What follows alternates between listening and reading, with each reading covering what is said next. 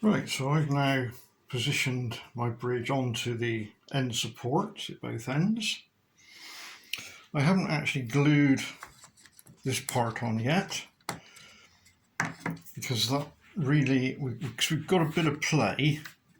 I've designed some movement there to take up any tolerances of wood and when you come to build it. So what you need to do is to push the bridge as far away in that direction as possible, and then if you then load on that part there, you should find that there's a little bit of play to take up any tolerance. And if we do that down the other end as a double check, so again you can see we've got some movement.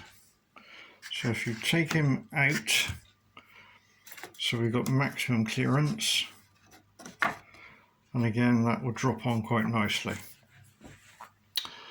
So that proves that the bridge will lift off of the supports.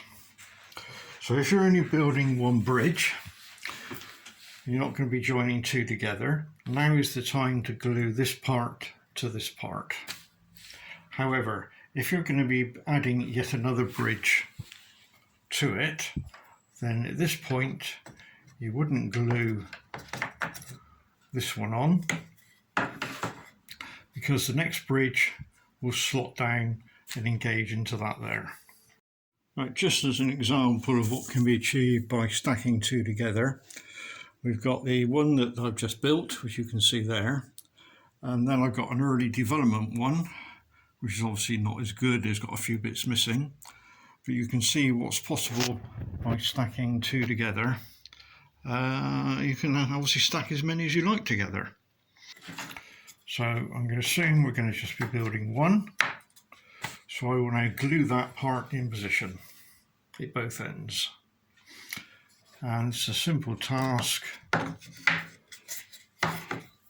of just running glue along there and a bit on each end, but missing the hole completely.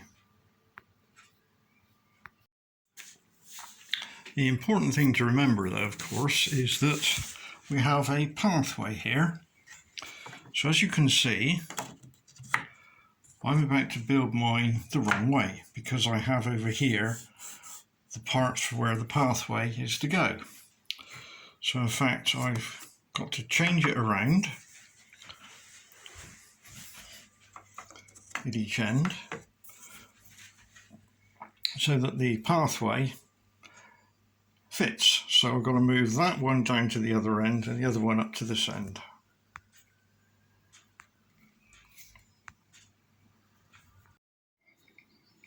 Right, I've now swapped my ends around, so I've now got B at this end, and of course now the areas for the cutout for the path line up that end and line up this end, because this is where I've now got my A. So back to square one, we can now glue these into position, which I will do. Right, I've now glued my ends on. So now is a good test to make sure that you can in fact separate the two. So I can actually lift that off of that one. And then we come down to this one. And again, I can lift that one off. Now, as you'll notice, I've turned the whole bridge around to make it a bit more accessible for what we're about to do up this end here. Because the next thing to add in is the extension of the pathway and the rails that go each side. So I'll just leave the camera there so you can see what we're doing. And I'll just find those bits. So you'll find there's two smaller ones to go into those slots, and you'll find there's a bit more of a path to go on. So as we did before, we glue these in. A little bit of PVA glue, which I'll just sort out again. You can put into the actual hole itself.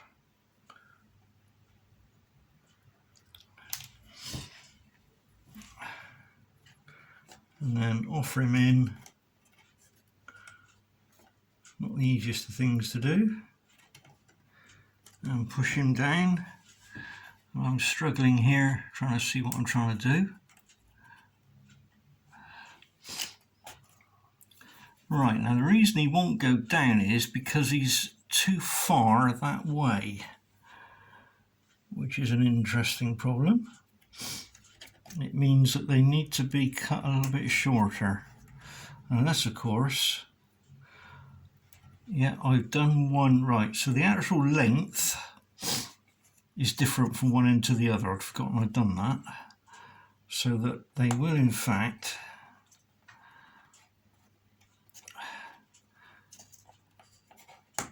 tight.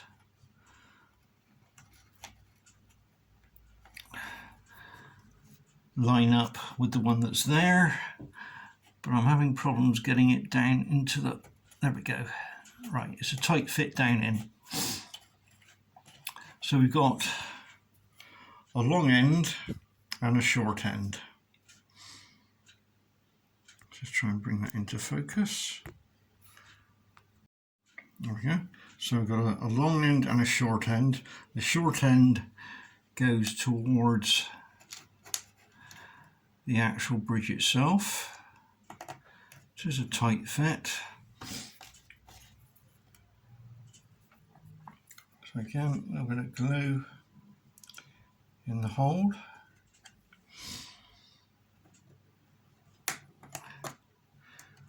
Well, that's that one done. Then we add the path, which will line up the existing path there. Where you want to put it is up to you, because obviously you can slide it a little bit.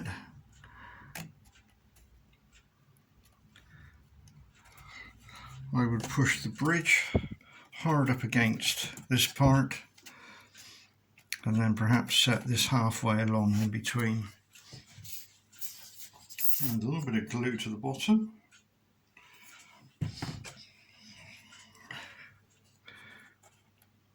Then drop him in. I say position him where you want to position him. I'm going to go just there and push down. And then we repeat that process at the other end. So I'll just take the camera around. There we are. Whoops. So let's see if I can do this end a bit better compared to the last time. Right, again, our two separators. I'm looking for the floor at the moment. And there's the floor. Right before, we have a long one and a short one, or long end and short end. And remember, the short end goes towards the bridge. So again, just add a bit of glue in there. Although it's such a tight fit, I don't think that's ever going to come out. So a bit in there, a bit in there.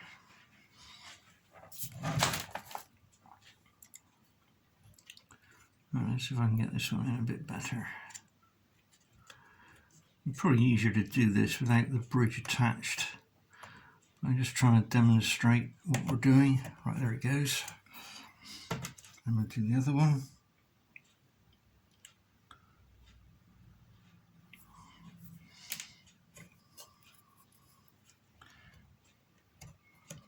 In and the floor. Make sure that fits, yes. This time I'll just put a bit of glue on there.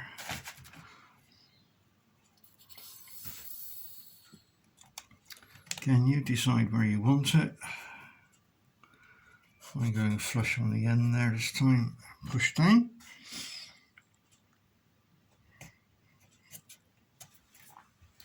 Right, now we can move on to doing the end caps and the brickwork inside.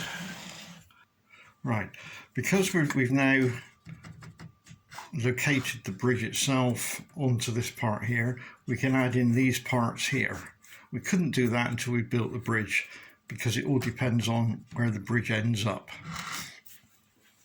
So to go into this location, we have some brickwork, which is there, and we have a cap to go over there. Now they are various shapes and sizes. You'll see that this one here, it comes into focus, you'll see it's got 3 curved edges and a 90, and you want it such that the 90 will go into there. So the first thing we do is a trial fit. Sorry for the camera wobbling, but I'm trying to film and do this at the same time. You'll see that that's the wrong one because it's got a cutout there. So we need the one that has, where are we? There we are. That has the cutout going the other way, because that gets glued into there. Maybe a tight fit. If it's too tight, it means that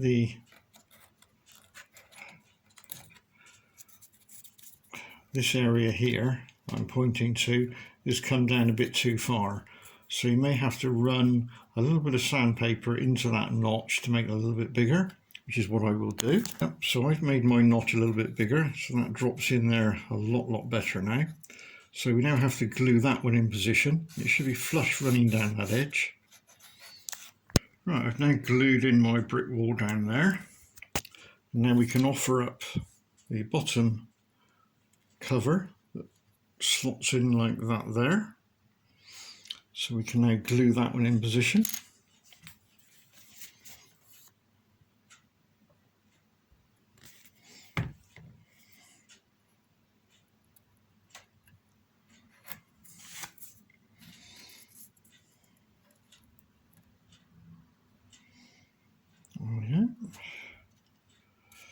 Now I've noticed that my row of rivets in this corner are protruding into this part here. So I'll move those rivets up a little bit, and I'll move those rivets in a little bit to make it a little bit more realistic. Right, so we do that in the 4 corners. However, if you were building the bridge with another one adding on to the side there, you wouldn't have this piece and you wouldn't have that one there. But what I do supply is a longer one that would slot into there instead. Hope that makes sense.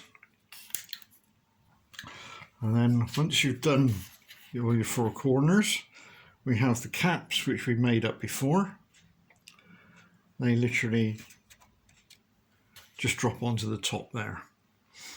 Now the reason they're removable is, as I explained before, that at the moment if you glued those in, you can't slide the bridge up to remove the bridge.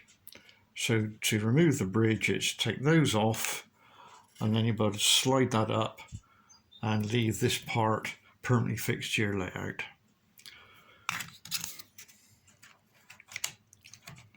So I'll just go around and do the other corners and then come back to you. And the very last item to add, of course, is track. I've designed this so that it would take either 45mm or 32. The actual length of the bridge is identical to the length of one piece of pico track. So if we feed in a piece of pico track, in this case I'm going to feed in a piece of 32.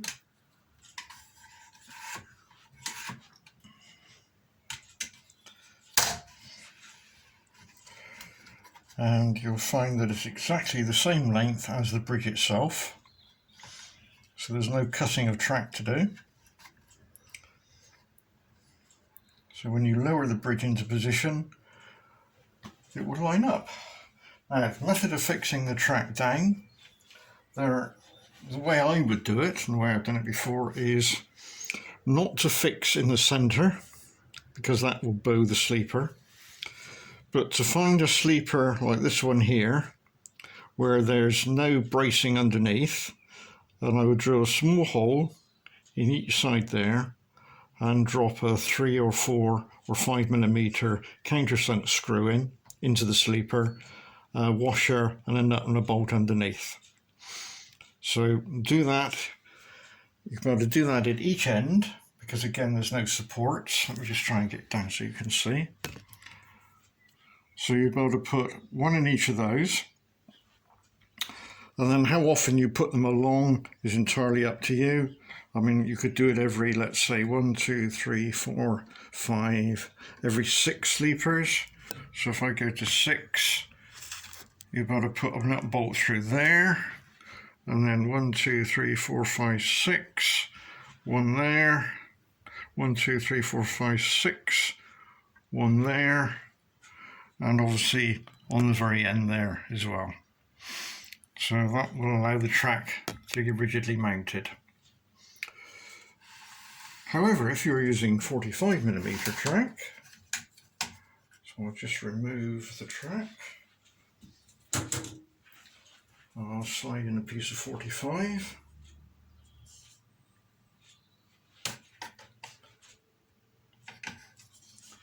Again, you'll find that it's exactly the same length as a piece of Pico track. With a 45, the sleepers will line up left and right, as you can see. Again, using the same principle, same system. Sleepers at the end, drill through, 6mm maybe each side, and then 1, 2, 3, 4, 5. And do the same on that one, and so on through. And at this end, okay, this is a bit of a gash piece of track I've got here. Sleepers have been cut, so again on the very end. So that's your tracking position.